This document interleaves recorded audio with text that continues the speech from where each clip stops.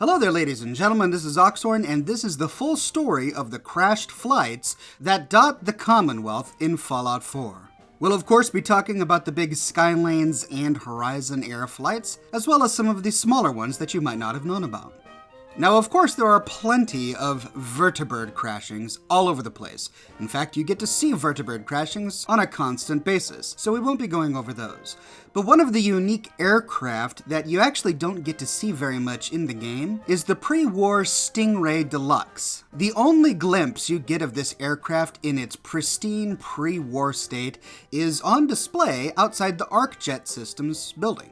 I often think it's a shame that you don't have access to this as an aircraft in the game. The Brotherhood of Steel have the vertibirds. Wouldn't it be cool if somehow Sturgis could fix up the Stingray and it could become a Minuteman vehicle?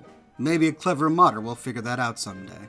Even though these aren't used post-war, you can find wrecks of the Stingray all over the Commonwealth. There's one just south of the West Everett Estates, near a military convoy guarded by a construction protectron. It's wrecked on top of a little jut of rock overlooking the Commonwealth. There are two near Nordhagen Beach. One is flipped over upside down, completely wrecked on its back just south of Nordhagen Beach. And the other is actually crashed underwater just south of Nordhagen Beach. The last one I was able to find was wrecked in a sunken pool in the middle of the glowing sea. None of these wrecks, to my knowledge, have anything to do with quests or carry very good loot. There is a T-51 set of power armor near the Stingray close to the West Everett Estates, and that's really about it.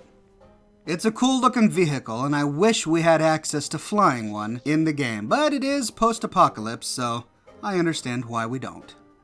Next, let's talk a little bit about passenger aircraft. Fallout 4 has a unique passenger aircraft called the Jetliner. There's no undamaged version of the Jetliner in the game, but digging into the game code, we do find that Bethesda modeled a version of it, and this is what it looks like. There are no textures for it, it's not a finished model, but this is an idea of what an undamaged version of the Jetliner would have looked like.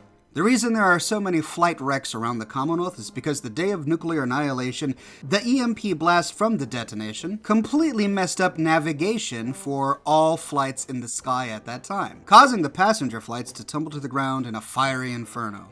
You can find the wrecks of two of these at the Boston airport, at least I think it's two. One of them looks nearly intact, at least the wings are close to the fuselage. But the other wrecks are so totally smashed that it's hard to tell exactly how many wrecks are here at the Boston airport.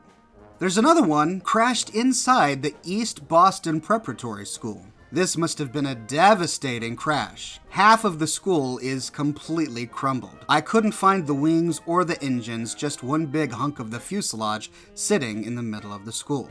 Horrible. Another one is near Spectacle Island, so if you go south of Spectacle Island, you find a tugboat with a bunch of airline parts lying on top of it, almost as if someone had been using the boats to scavenge aircraft parts. And if you go directly beneath the boat and look at the bottom of the seabed, you find the remains of the Jetliner. What's interesting about this one is it's labeled with both Skylanes and Horizon markings. So I don't know if this is a bug or what. You can find another one crashed in the middle of Crater House near Kingsport Lighthouse. It's quite a wreck, there are bits and pieces everywhere, and this may help explain why the place is so irradiated. The jetliners ran on nuclear power, and it's possible that the radiation leaking from the ground at Crater House came from cracked and broken nuclear reactors inside the ship. If you head to the glowing seas, you'll eventually stumble upon the location of Relay Tower 0DB521. If you use the terminal to extend the satellite dishes, you'll begin to pick up the Skyline 1665 Mayday. As you get closer to the wreckage, the signal gets stronger. Skylanes 1665, 20 miles out. Roger, Skylanes 1665, traffic short final. Cleared to land on runway 18 left. Copy, 18 left. Coming in at 475 knots, that's 47. Hang on, control. Damn it, fire in left engine. We're losing power in left engine. Okay, let's put it out. Left engine to idle. Shit, we're still losing power.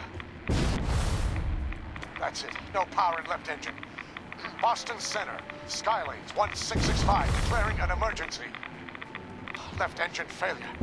We're out 15-3 at this time. Copy that, Skylanes 1665. Request emergency landing. Clearing runway 18 left. Can you make it? That's a negative, Boston Center. Losing altitude too quickly. We will not make it to runway. 1665. Say again?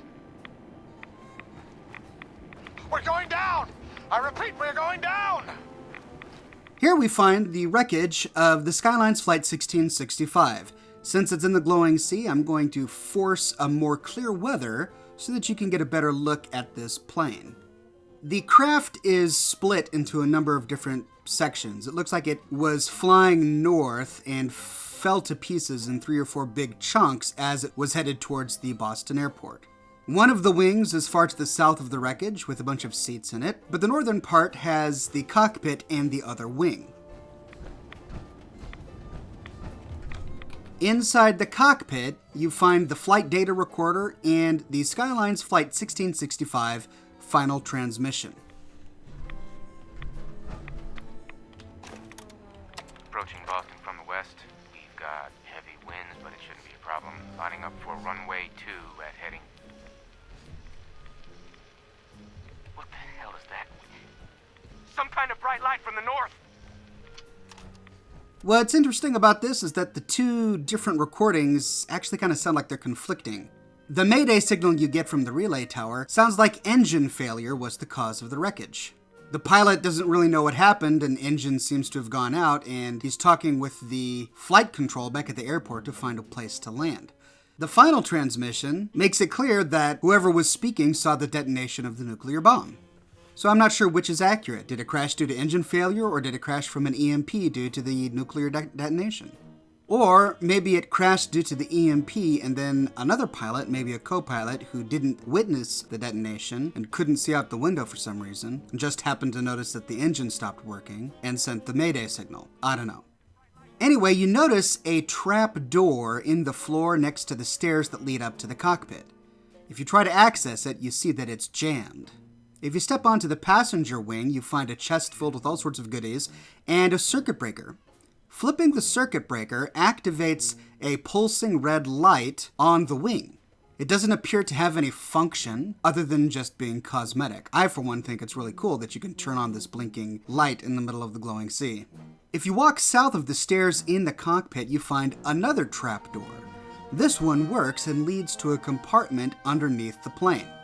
There are a lot of suitcases and other containers in here. Many of them have novice or expert locks. And there's also a circuit breaker on the wall in this room. If you activate it after having already activated the circuit breaker on the wing, nothing happens. But if you go back to the wing, turn off that switch, go back to the trap door, flip on that switch, and go back outside, you'll notice that the light on the wing turns back on. So it looks like the switch on the wing turns the light on and off, and the switch in the compartment only turns the light on. Not sure why we have 2 different switches for the same light, but that's the way it works. Next up is Skylanes Flight 1981. This is probably the first crash that you're going to find when you first start playing the game, because it's closer to Sanctuary, where you first start the game. Every time you arrive at this crash site, it's going to be occupied by some enemy faction. I have found Raiders and Rust Devils, Brotherhood of Steel, and Synths. After you clear it, you can explore the wreckage, and this is one of the most rich wreckages of all of the wreckages in the Commonwealth.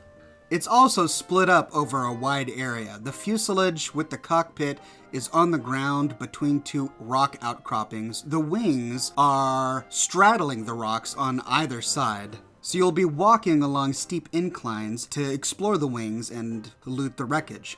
But it's worth your time, especially at a younger level, because you will walk away with a lot of ammo, including fusion cores. This is also where you find Astoundingly Awesome Tales number 6, which is plus 5% damage against Mirelurks. Like the other crash, in the cockpit you find a flight data recorder, which has the Skylanes Flight 1981 recording. Boston Towers, Skylanes 1981. Acknowledge. Over. Damn it. What's going on? Oh,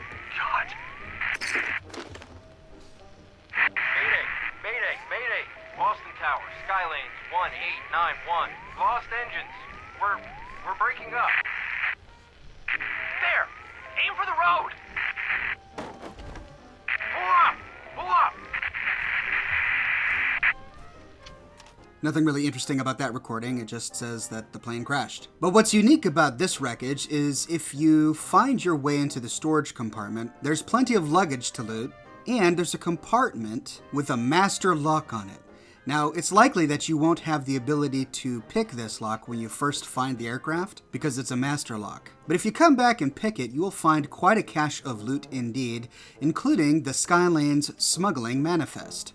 This tells us that the Skylanes Airline was smuggling goods around the Commonwealth before the war. The manifest includes illegal chems and a range of weapons and ammunition. Additionally, there's a random encounter quest associated with this wreckage.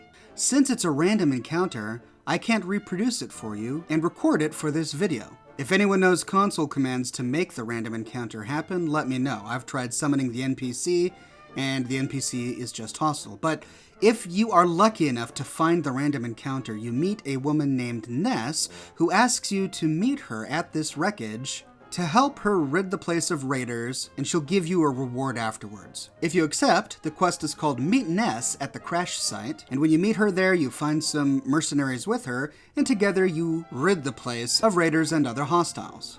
The thing is, she doesn't tell you about the locked compartment in the bottom of the plane. If you discover it on your own, you can talk to Ness about it, and she becomes very agitated, and she attacks you. If you end up killing her, you can loot a key off of her corpse, which allows you to open the compartment without needing master-level lockpicking. Apparently, Ness has been doing research into the history of the Skylanes Airlines and discovered that they smuggled goods like chems and weaponry. She's been trying to track down this wreckage and this compartment for some time. This is the only way to open the compartment without having master lockpicking, or by using a companion that is lucky enough to open it for you, like Kate. The last one comes from the Far Harbor DLC. It's Horizon Flight 1207. You find the wreckage on an outcropping of rock next to a waterfall. A super mutant named Erickson inhabits the plane, and while at first wary of you, he quickly warms up and eventually will sell you dogs that you can use in your settlements.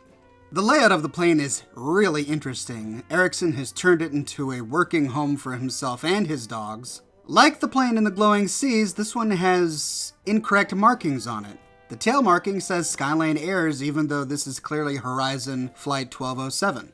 I'm not sure if it's a glitch or if there's some lore reason for this. Maybe the different airlines were trading aircraft, loaning them to each other for some reason? I don't know. There's a terminal right before the steps that lead up to the cockpit. It's locked and you have to unlock it using the minigame, and once you do, the doors open up, allowing you upstairs. There is a trunk up there filled with all sorts of goodies, but it is owned by Erickson.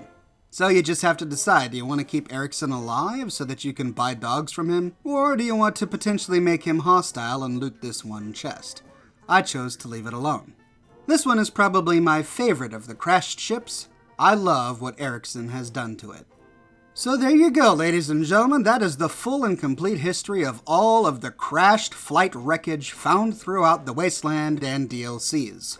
It's interesting to see the kind of technology that humanity enjoyed before the war. I plan to do more videos on these, like pre-war vehicles, for example, is on my list of stuff to do, and I'm open to suggestions. Let me know in the comments below if there's a topic that you would like me to address. I produce a new video every single day, so please subscribe for more Fallout 4 lore content. I do settlement builds and mod overviews as well as lore. And if you like what I do and you want to support me in a more personal way, consider becoming one of my patrons on Patreon. Patreon subscribers get access to my private Discord server, as well as a bunch of other cool Oxhorn perks. But more than anything, ladies and gentlemen, I'm just glad you're here watching. Thanks for watching, and I'll see you tomorrow morning bright and early with a brand new video.